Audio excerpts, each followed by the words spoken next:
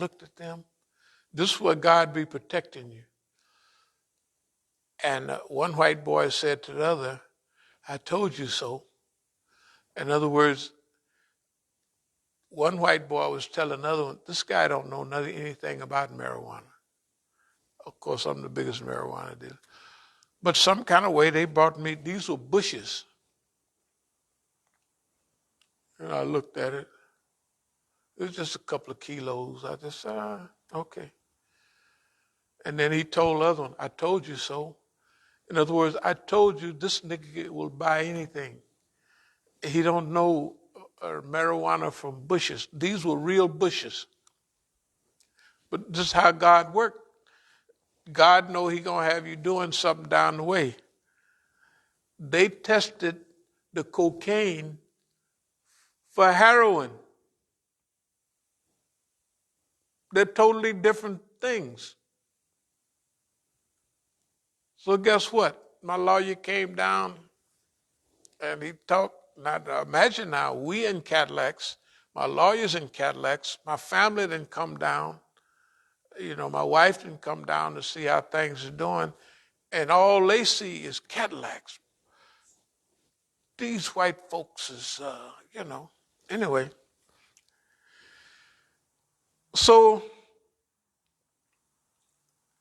guess what?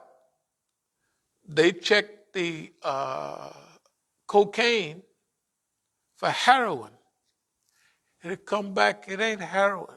Whatever it is, it's just white powder. They ain't never thought.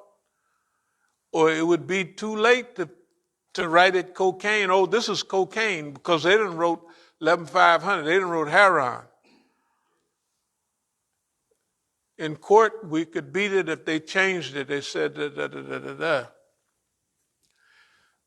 The stuff we was smoking, we was high as a kite, but it wasn't marijuana. The test came back, it ain't marijuana. So my lawyer says to me, what did y'all buy, bunk? I said, man, we got out of that penitentiary free of charge. That's the only time we ever was busted. We call it cold duck. The niggas was busted. They had probable cause. They had everything, right? And we walked out of that country penitentiary. We walked out of that jail, and we looked at each other, and we was believers now, boy. Look at here. Hey, man, whatever it is something going on bigger than us. Now, I told you that to say that before getting here, that was those two incidents. Both of them was with a certain friend. He passed away years ago. But in each case, it was an event. That event that happened then, I would still be in prison now, almost, for that thing. And that happened almost 50 years ago. Out in that country town and that stuff, them white folks would have had me in the penitentiary and us in the penitentiary up till last week. You know, for that. Those mean heroin dealers, they sell heroin to destroy. You know the way they used to do the news in them days.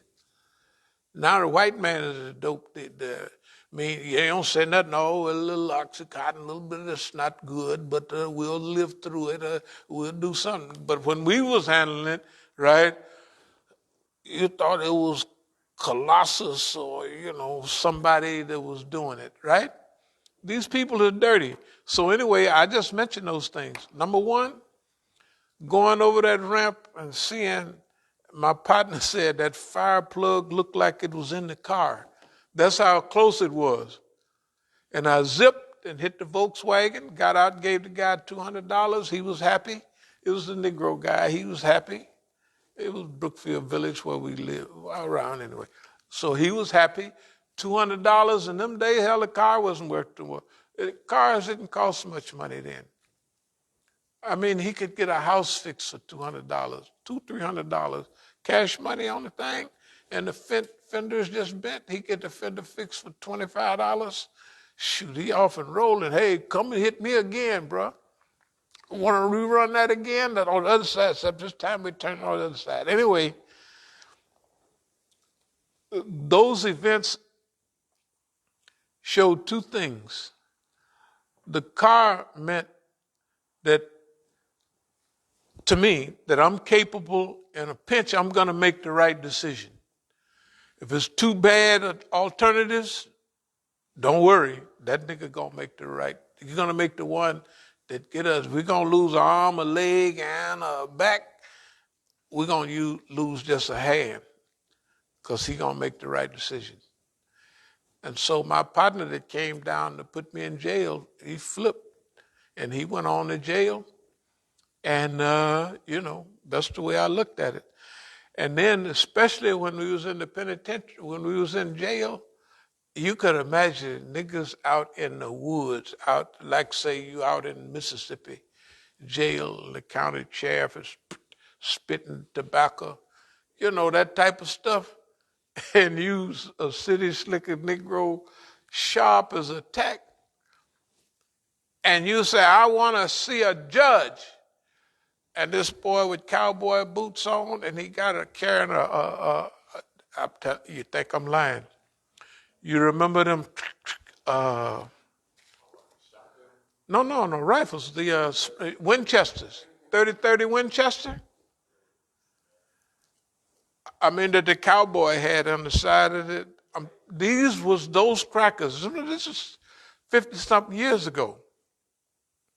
Maybe if it was back then when they still used that stuff. And these crackers got cowboy boots on. And I said to American lady, I want to see a judge. When we at the hotel, he said, I'm the judge. And we looked at each other. We said, well, look like, hey, man, we was just quiet for a while. But that was good. That was good. We got out of that. We got out of all other stuff. So it had to be something, in there for us, And no matter who's here, I'm going to try to take it all away. I guess that's about enough for now on strategy and strategic management and on where we are now. I don't have time to go through, or I won't go through, all the stuff that we're going to be dealing with, but the 21st is tomorrow, right? So I think we should make a new flyer, which we won't need tomorrow. We'll need that a few days later. But a new CD, if we could come tomorrow instead of Tuesday, we'll make a new CD. We'll pass out the CDs we got, but we're going to make an appropriate CD, a DVD, dealing with kind of where we want to go. The other one was a rush job, and so that's what we'll do tomorrow, inshallah.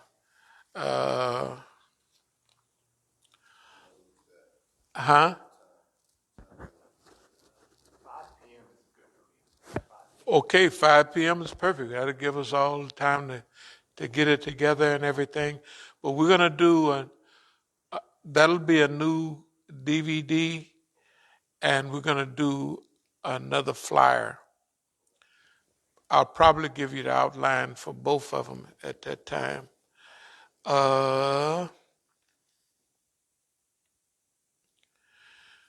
Because the one we're going to pass out this week, we'll do on Thursday night at IAC.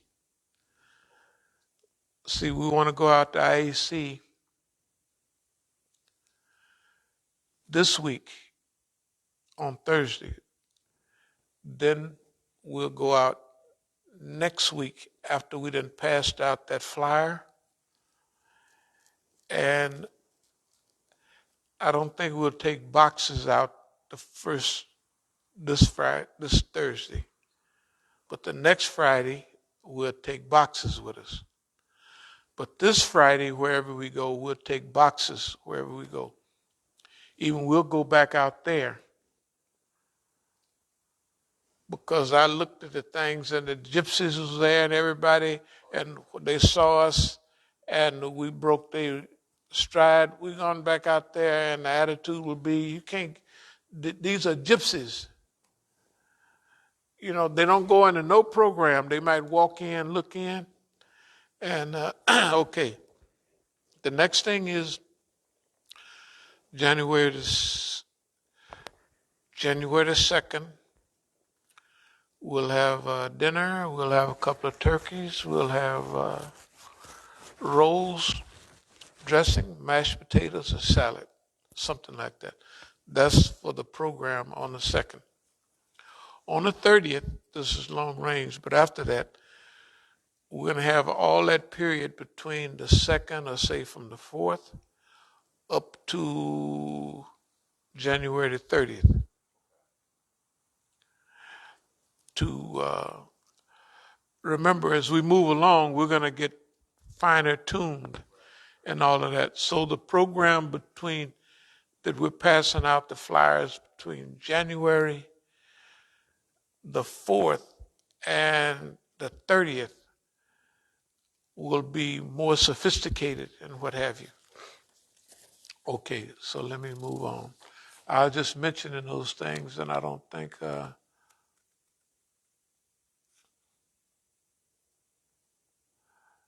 struggle is the promised land. We'll talk about that later. Systematic preparation for liberation later. Masjid al-Islam strikes back. That's a new Masjid al-Islam strikes back.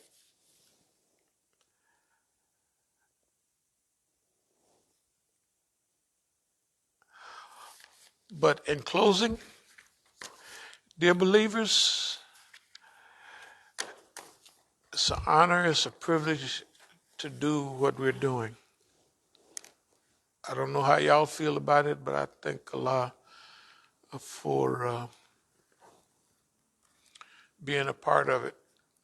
And I actually think some kind of stuff that's a little, you call it funny as whatever you want.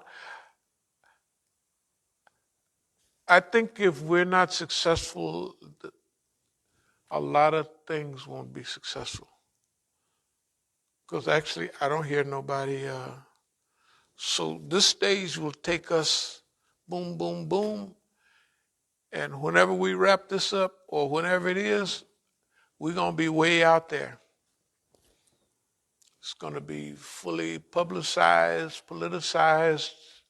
It'll be multifaceted, organized, multi-peopled. Because the way I look at it, that we had to take the time to go through the process to make sure we're prepared internally and externally. And I think all of those things like assaults and all of that and being isolated from everybody for years was to test us if we're serious about what we're doing. That's what I think. And also to learn the lesson about how you respond to your people.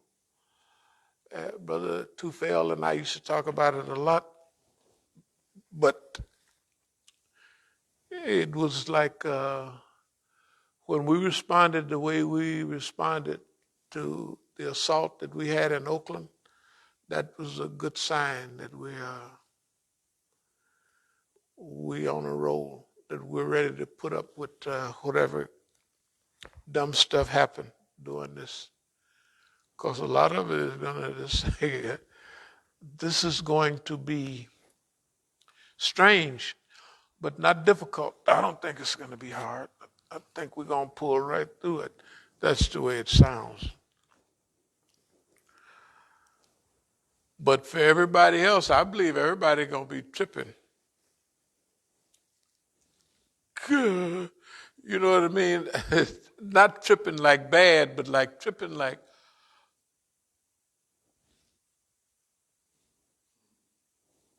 yeah, like that. You know, like